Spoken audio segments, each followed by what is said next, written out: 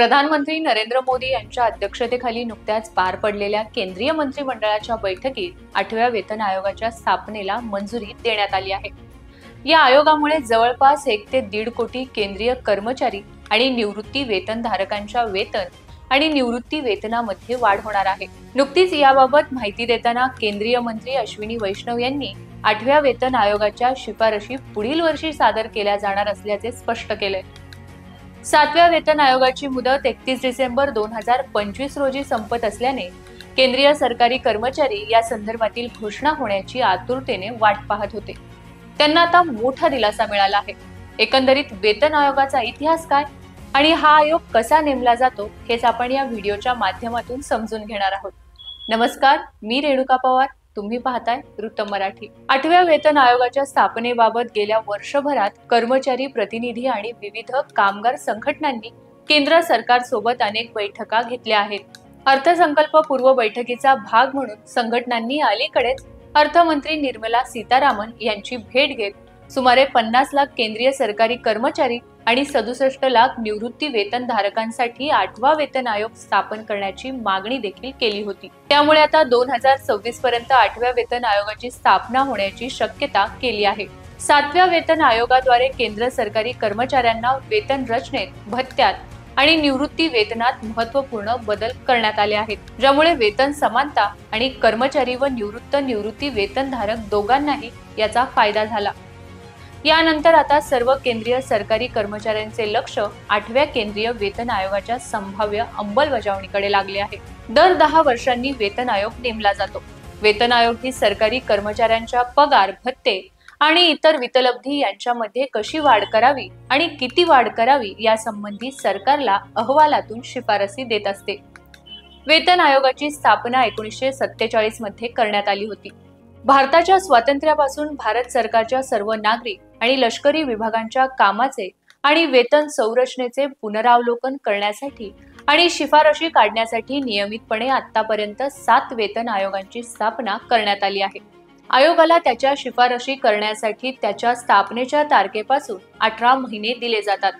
साधारण दर 10 वर्षांनी वेतन आयोग नेमला जावा असा प्रघात आहे, पण त्यात सरकार आणि इतर बाबी अनुरूप बदल हा संभवत असतो। पहिला वेतन आयोग जानेवारी 1946 मध्ये स्थापन करण्यात आला होता। त्या आयोगाने मे 1947 मध्ये भारताच्या अंतरिम सरकारला अहवाल सादर केला होता।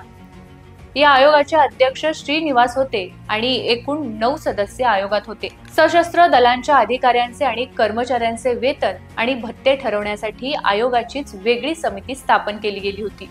त्यानंतर 10 वर्षांनी म्हणजेच 1957 मध्ये दुसरा वेतन आयोग स्थापन करण्यात आला।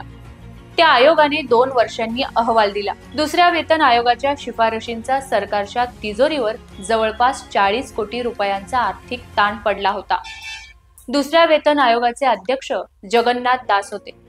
यावेळी देखील सशस्त्र दलांच्या अधिकाऱ्यांचे आणि कर्मचाऱ्यांचे वेतन व भत्ते ठरवण्यासाठी रघुरामय्या यांच्या अध्यक्षतेखाली वेगळी समिती नेमली गेली होती। काही कारणास्तव तिसरा वेतन आयोग नेमायला उशीर झाला, म्हणून आयोगाचा अहवाल देखील लांबला। 1970 मध्ये तिसऱ्या वेतन आयोगाची स्थापना केली गेली। त्या आयोगाने मार्च 1973 मध्ये अहवाल दिला। या आयोगाने सशस्त्र दले आणि केंद्रीय सरकारचे कर्मचारी या दोन्हींसाठी स्वतंत्र अहवाल दिला। सगळ्याच बाबींचा विस्तृत अभ्यास करून या आयोगाने अहवाल दिला। विशेष बाब म्हणजे या आयोगात नोकरशाहीतील कुणा अधिकाऱ्याचा समावेश वा हस्तक्षेप नव्हता। त्यामुळे सारासार विचार करत सगळ्याच कर्मचाऱ्यांना न्याय देणारा आयोग म्हणून तिसरा वेतन आयोग ओळखला जातो। या आयोगाने जनरल कुमार मंगलम आणि ॲडम चॅटर्जी यांच्यासारख्या काही दिग्गज अधिकाऱ्यांसोबत चर्चा करून अहवाल दिला, हे विशेष।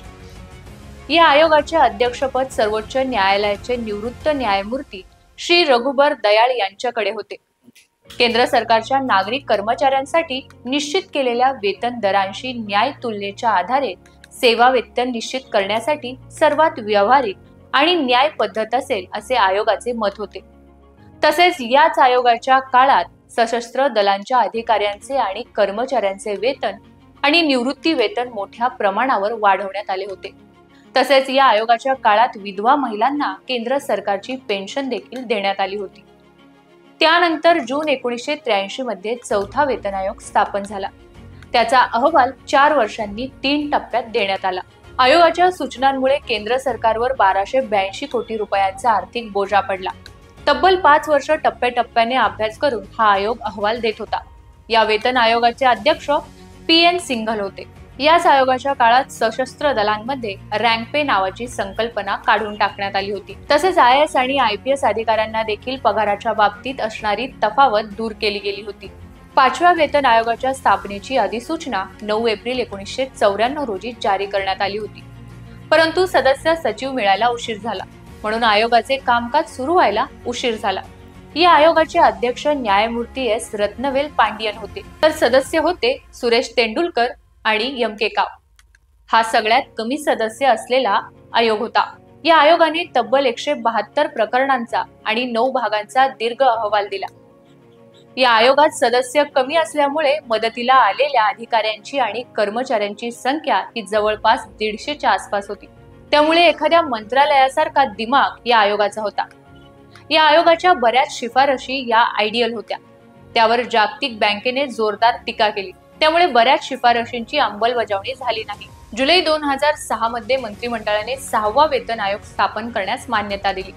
न्यायमूर्ती BN श्रीकृष्ण यांच्या अध्यक्षतेखाली 18 महिन्यांच्या कालावधीसाठी हा आयोग स्थापन करण्यात आला. या आयोगाने अहवाल एप्रिल 2008च्या सुरुवातीला सुपूर्द केला. 6व्या वेतन आयोगामुळे एकूण 70 लाख केंद्र सरकारी कर्मचाऱ्यांसाठी पगारातील वाढीचा खर्च सुमारे 20,000 कोटींच्या आसपास गेला होता. त्यामुळे सरकारच्या तिजोरीवरचा ताण प्रचंड वाढला होता. त्यावेळी आयोगाच्या शिफारशीनुसार सरकारने पगारवाढ न केल्यास देशव्यापी संपावर जाण्याचा इशारा कर्मचाऱ्यांनी दिला होता. त्यामुळे सरकारला देखील नाइलाजाने या आयोगाच्या शिफारसी स्वीकाराव्या लागल्या. 6व्या वेतन आयोगाने प्रामुख्याने विविध वेतन श्रेणींबाबतची तफावत दूर करण्यावर आणि वेतन श्रेणींची संख्या कमी करण्यावर भर दिला. पे बँडची संकल्पना देखील त्यांनीच आणली. 25 सप्टेंबर 2013 रोजी भारत सरकारने 6व्या वेतन आयोगाच्या स्थापनेला मान्यता दिली. तसेच आयोगाच्या सगळ्याच शिफारशी 1 जानेवारी 2016 पासून लागू केल्या. न्यायमूर्ती A.K. माथुर हे या आयोगाचे अध्यक्ष होते. आयोगाची घोषणा 4 फेब्रुवारी 2014 रोजी करण्यात आली होती. 25 सप्टेंबर 2013 रोजी भारत सरकारने 7व्या वेतन आयोगाच्या स्थापनेला मान्यता दिली. तसंच आयोगाच्या सगळ्याच शिफारशी 1 जानेवारी 2016 पासून लागू केल्या गेल्या. न्यायमूर्ती A.K. माथुर हे या आयोगाचे अध्यक्ष होते. आयोगाची घोषणा 4 फेब्रुवारी 2014 रोजी करण्यात आली होती.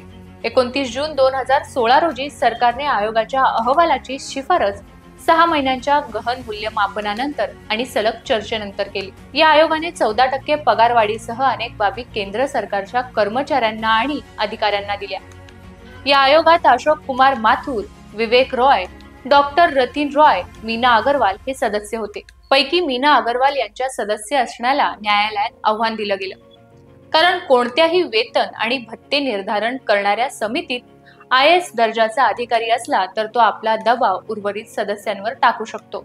अखेर न्यायालयात त्या बऱ्याच बाबीवर खल झाला, पण निकाल राखीव ठेवला गेला. 19 नोव्हेंबर 2015 रोजी केंद्राने आयोगाच्या बऱ्याच सुधारणा स्वीकारल्या आणि हा आयोग लागू केला. आणि आता 2025 मध्ये पुष्पेंद्र त्रिपाठी आणि मोहम्मद इरफान जफर यांच्यासारख्या लोकांच्या जोरदार पाठपुराव्यामुळे 16 जानेवारी 2025 रोजी केंद्रीय मंत्री अश्विनी वैष्णव यांनी 8व्या वेतन आयोगाच्या निर्मितीला मान्यता दिल्याची घोषणा केली आहे. तर एकंदरीतच ही होती आजवरच्या वेतन आयोगांची स्टोरी. या आयोगाकडून तुम्हाला काय अपेक्षा आहेत आणि नवीन आयोगाच्या बाबतीत तुम्हाला काय वाटतं ते आम्हाला कमेंट करून नक्की सांगा आणि पाहत राहा रुतम मराठी.